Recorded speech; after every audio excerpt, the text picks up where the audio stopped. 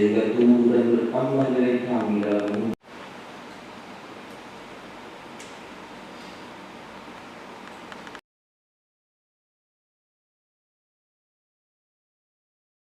Assalamualaikum warahmatullahi wabarakatuh. Selamat siang, salam sejahtera bagi kita semuanya. Shalom, Om Swastiastu, Namo Buddhaya, salam kebajikan. Yang saya hormati para Menteri Kabinet Indonesia Maju dan seluruh kepala lembaga yang hadir, yang saya hormati Kepala Daerah beserta seluruh Forkompinda, hadirin undangan yang berbahagia.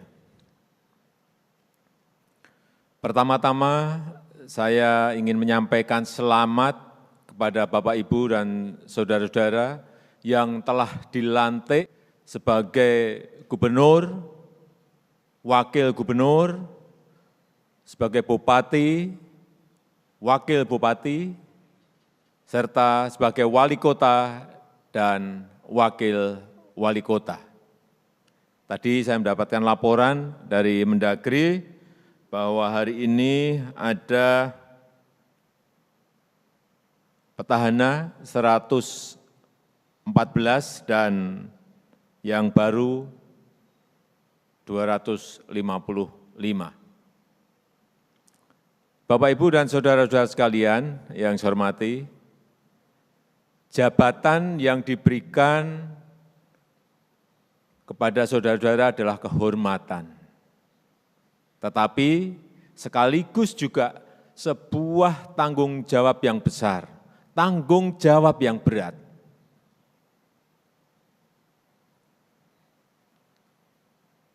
Oleh sebab itu, jangan sampai saudara-saudara ini hanya mengikuti prosedur yang ada. Harus goal oriented, harus result oriented. Orientasinya adalah hasil. Harus berani berinovasi, bukan sekedar mengikuti rutinitas. Hati-hati ini. Harus bekerja dengan kecepatan tinggi. Oleh sebab itu, dalam bekerja, jangan hanya puas membaca laporan saja. Cek di lapangan, lihat di lapangan, kontrol di lapangan. Inovasi, kecepatan, ketepatan kebijakan sangat dibutuhkan sekarang ini. Dan Bapak, Ibu, dan saudara-saudara sekalian, harus membuat kebijakan yang fokus dengan skala prioritas yang jelas.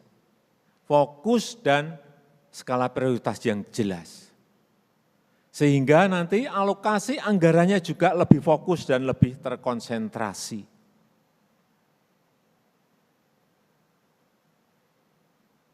Saya melihat satu provinsi ada yang mata anggarannya sampai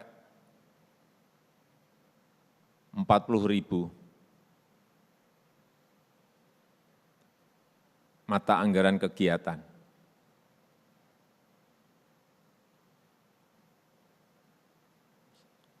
Menurut saya, semakin sedikit kegiatan akan semakin secara manajemen, semakin gampang kontrolnya, semakin gampang ngeceknya, dan hasilnya akan semakin kelihatan. Oleh sebab itu saya titip buat 1, 2, atau 3 saja kegiatan besar yang anggarannya dikonsentrasikan ke sana, sehingga hasilnya bisa dilihat, dirasakan manfaatnya oleh masyarakat. Jangan sampai yang namanya anggaran itu dibagi rata ke masing-masing unit, ke masing-masing dinas. Hati-hati, sekali lagi, yang Bapak, Ibu, dan saudara-saudara prioritaskan yang mana? Berikan 2 prioritas atau maksimal 3 prioritas. Udah, anggaran itu konsentrasikan ke sana. 60%. Sisanya baru diberikan ke unit-unit yang lain. Sehingga menjadi jelas, saya mau jalan di kabupaten saya sampai di desa-desa mulus, saya sudah anggaran konsentrasikan ke sana. Selama mungkin setahun atau 2 tahun, selesai ganti lagi. Saya mau konsentrasi ke pembangunan pasar yang ada di seluruh kabupaten. Ada pasar misalnya 60 pasar, selesaikan dalam setahun atau 2 tahun, rampung, sehingga rakyat melihat. Atau ingin membangun sekolah, sekolah di kabupaten saya harus bagus semuanya.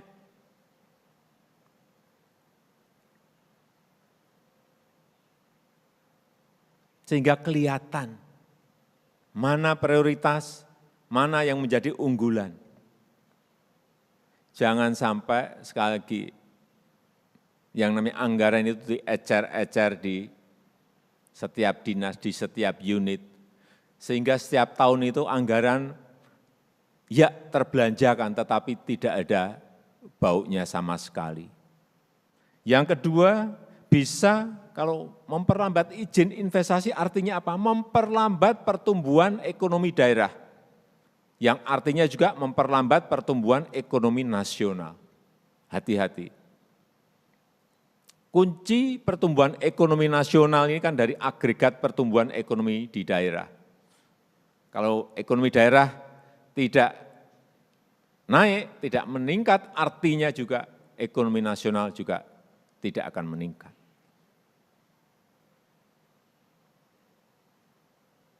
Hati-hati mengenai ini. Karena yang namanya APBN, APBD itu enggak mungkin naik secara signifikan. Oleh sebab itu yang bisa meningkatkan pertumbuhan ekonomi, investasi dan ekspor. Sebab itu saya betul-betul ingin menekankan mengenai investasi ini. Yang ketiga, investasi ini juga memberikan income kepada negara, memberikan income kepada daerah. Karena dari situlah kita bisa menarik pajak, dari situlah kita bisa menarik yang namanya retribusi.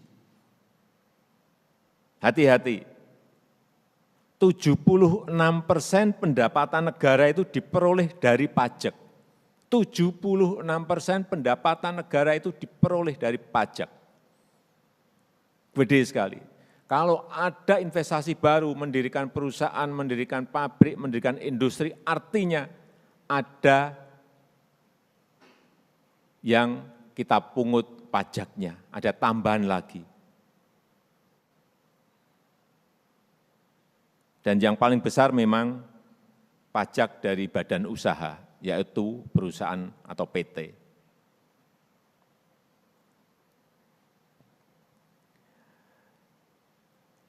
Oleh sebab itu, berikan dukungan penuh kepada dunia usaha. Saya rasa itu yang bisa saya sampaikan pada kesempatan yang baik ini. Dan sekali lagi, apa yang tadi saya sampaikan,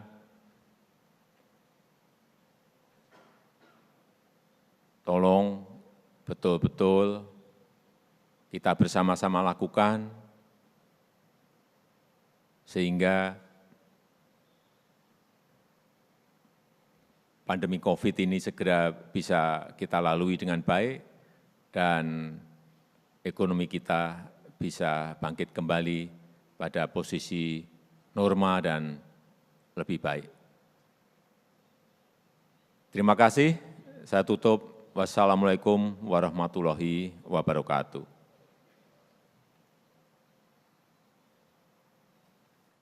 Kami ucapkan terima kasih atas segala perhatian dan kebersamaannya. Bila taufik wal hidayah,